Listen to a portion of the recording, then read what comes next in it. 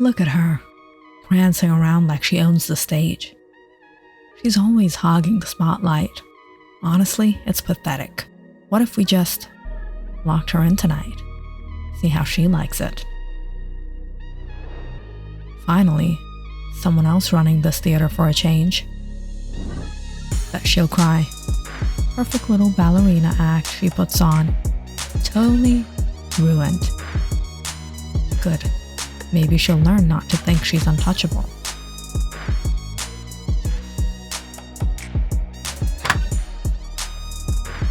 Done. Let's go before someone notices.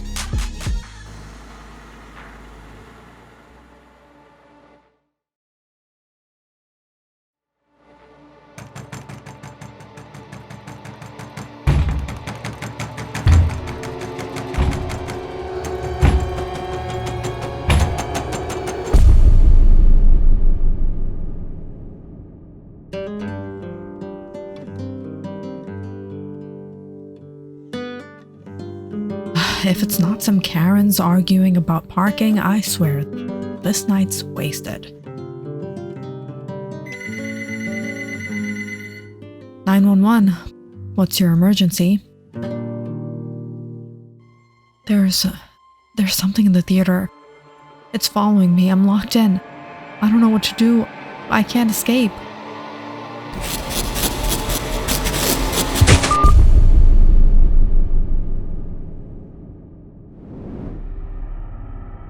Should we call her back? We're sending the police. Eric Coleman had worked the Redville Dispatcher Center for nearly 5 years, dealing with drunk drivers, screaming neighbors, and the occasional panicked kid who dialed the wrong number. The town wasn't large, but it had its weird corner. Abandoned warehouses, back alley squabbles, and rumors that kept locals whispering at night. And tonight was boring until the call came. Valery Burton was a dancer who had practically grown up in the old Redville Theater, taking classes there for nearly 10 years since she was 7. Her dedication and perfectionist streak had earned both admiration and envy from her peers. Tonight she was staying behind to practice the difficult solo, delayed by a costume mishap and an argument with 2 other dancers who stormed off early. Over the years, she'd heard the rumors whispered among students and teachers alike that the theater was haunted. Strange noises and flickering lights weren't just electrical glitches, that something unseen watched late-night rehearsals. She had always dismissed them as nothing more than stories to scare kids. Until tonight.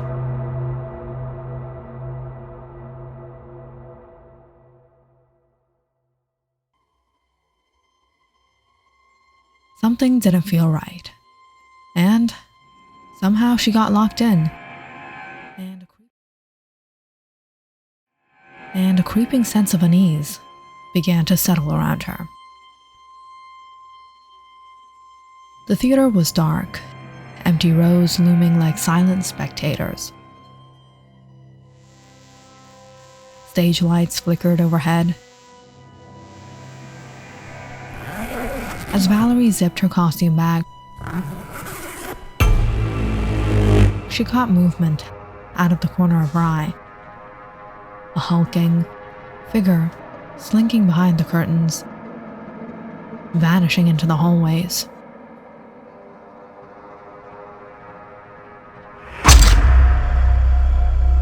All of a sudden, a swipe of claws raked her forearm. Blood splattered her pale skin.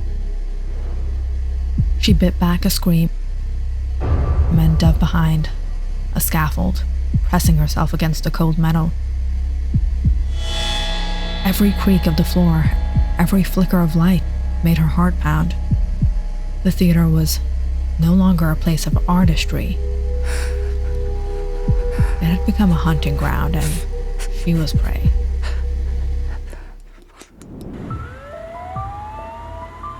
Officer Dan Green and Joe Campbell knew Redville streets, alleys, and rumors better than anyone. Green specialized in missing persons, while Campbell had a reputation for uncovering hidden criminal networks. Both had seen their share of late-night scares, but nothing like the theater incident. The front doors were locked. They split up. Green inspected the main floor.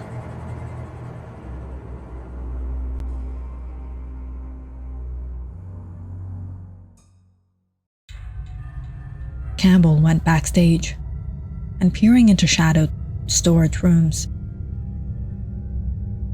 The air was thick, stale, smelling of dust and decay.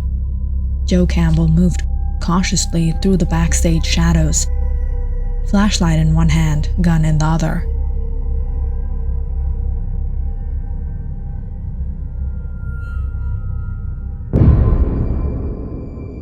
He froze near a pile of scattered stage equipment. Valery? Is that you? A figure crouched among the metal frames and old props.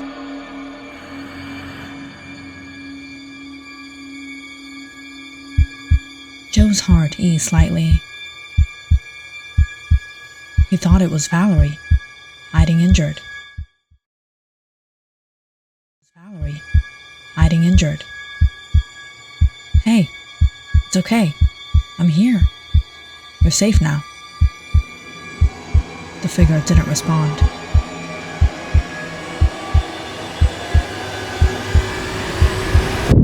Joe, come here. Take a look at this.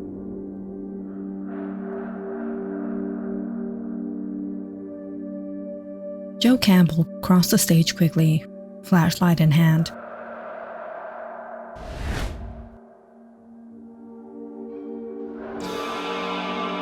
Green was crouched over a broken wooden panel at the edge of the stage, edges splintered, gouged deep with uneven marks. Campbell shined his light into the darkness beneath the stage. A crawl space yawned below, narrow and black. The smell of damp wood and dust drifted up. Those scratches. No human strength could do this. Campbell ran his fingers along the deep, clawed grooves. And no tool either. Too jagged, too wide. Something forced it open. But what? They paused. The theater was silent, except for distant creaks and the echo of their voices. Both men sensed that whatever had been here moved with intelligence, strength, precision. Doesn't make sense. We'll check the crawl later. Let's keep searching. They combed the theater systematically. Every shadow seemed alive. Every dark hallway whispered movement that disappeared when they turned. Backstage storage revealed nothing unusual. No footprints, no signs of forced entry. Nothing to explain Valery's panic.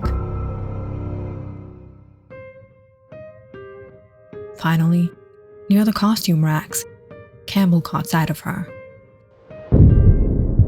Valery huddled in a corner, trembling, her face pale, arms streaked with blood. Valery, you're safe now. She shook her head. It's still here. I saw it. Huge. Claws like it was hunting me. It wasn't human. You've been through a lot. Trauma can make things seem worse. Let's get you treated. But it clawed me. It was beneath the stage.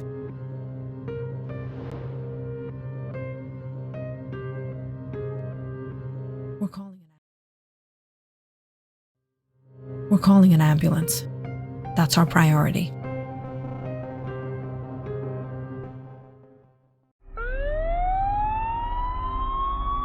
Moments later, the EMTs arrived.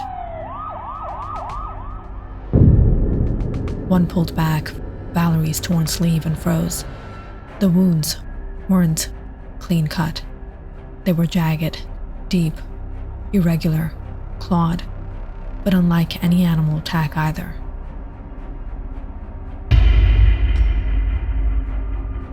Goodness gracious. Looked serious, but what could do this? The paramedic bandaged her quickly, keeping her on the stretcher.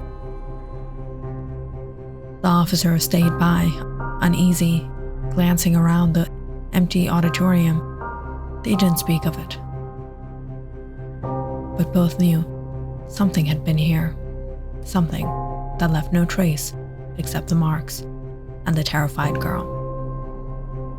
The officers left, leaving the empty auditorium silent again.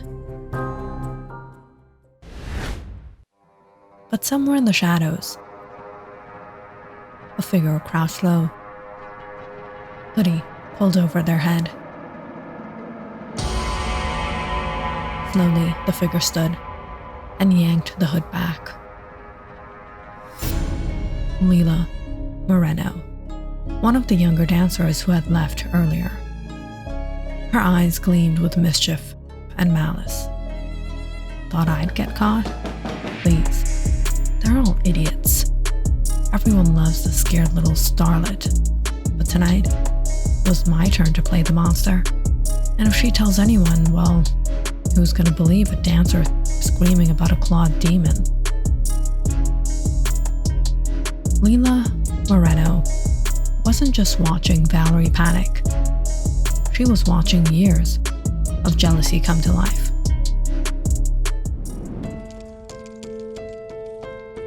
Valery Burton had been Redwood Theater's darling since she was 7. Perfect technique, perfect costumes, perfect face. The teachers loved her, the audience adored her, and the other dancers knew she could do no wrong. Lila was always the understudy, the extra body in the back row. Every time Valery was applauded, Lila's resentment burned hotter.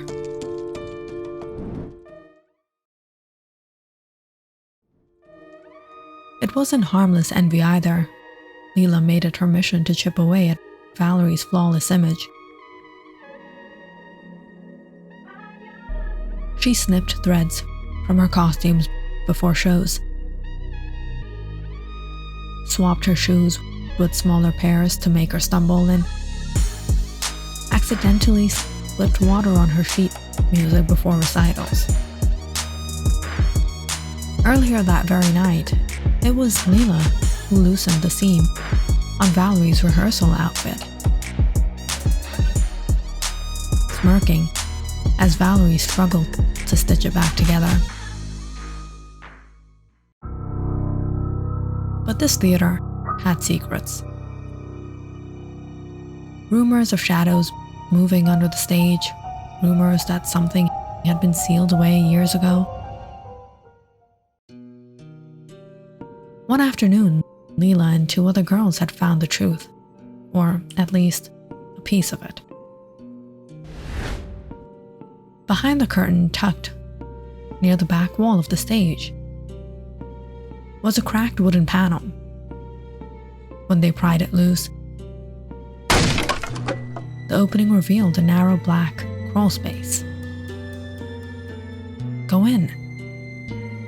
No way, it smells rotten in there. Scaredy cat. Fine, I'll test it. She pulled the leash off her chihuahua, a trembling little dog that followed her everywhere. Go on, boy. Find out what's in there. The dog's paw clicked against the wood as it stepped inside. Its ears were flat, its tail tucked, but it obeyed. The girls leaned forward, waiting to hear it scurry back. It never did. Where'd it go? Leela clapped her hands, calling for it. Silence. Not a bark, not a whine, nothing. The opening yawned black and endless. It probably found another way out. Don't say a word, or we'll get in trouble. They nodded, pale with fear, and left the panel as if they had never seen it. But the image of the dog disappearing stuck with Leela. The rumors were real. Something lived under there.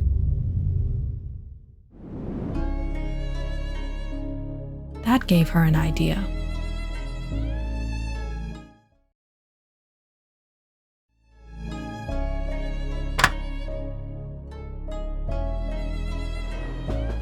When she and the others locked Valery in that night, Leela doubled back alone. Her friends thought they were pulling a harmless prank, but she wanted more. In her backpack was a cheap, black cloak and a plastic mask. She wasn't going to just scare Valery, she wanted to mark her. She crept backstage, blade in hand, and waited. Valery was alone, humming softly while packing her costume bag. Leela slipped from the shadows and slashed. The blade raked across Valery's forearm. She screamed and stumbled back, blood staining her skin. Leela grinned beneath the mask. Should have gone for your face. Imagine you, princess of Redwood, with an ugly scar across that perfect little smile. She raised the blade again.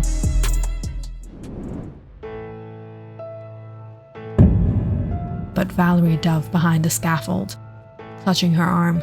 Panic set in. Valery fumbled for her phone, whispering to the dispatcher through sobs.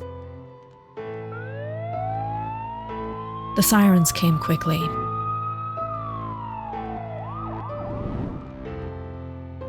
Leela froze as the beams of light swept the backstage.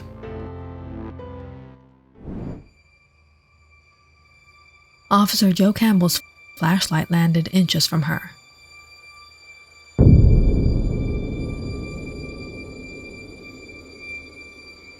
Valery? Is that you?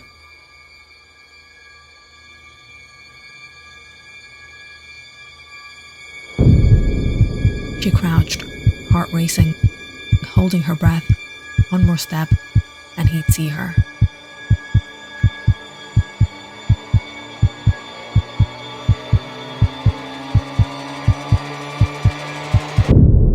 Joe, come here. Take a look at this. Green shouted from across the stage. Joe turned away. Leela slipped deeper into the shadows.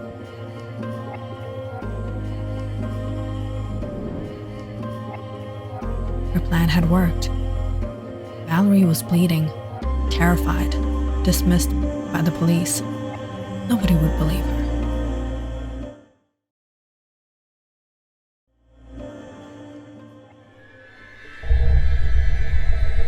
Or so Leela thought.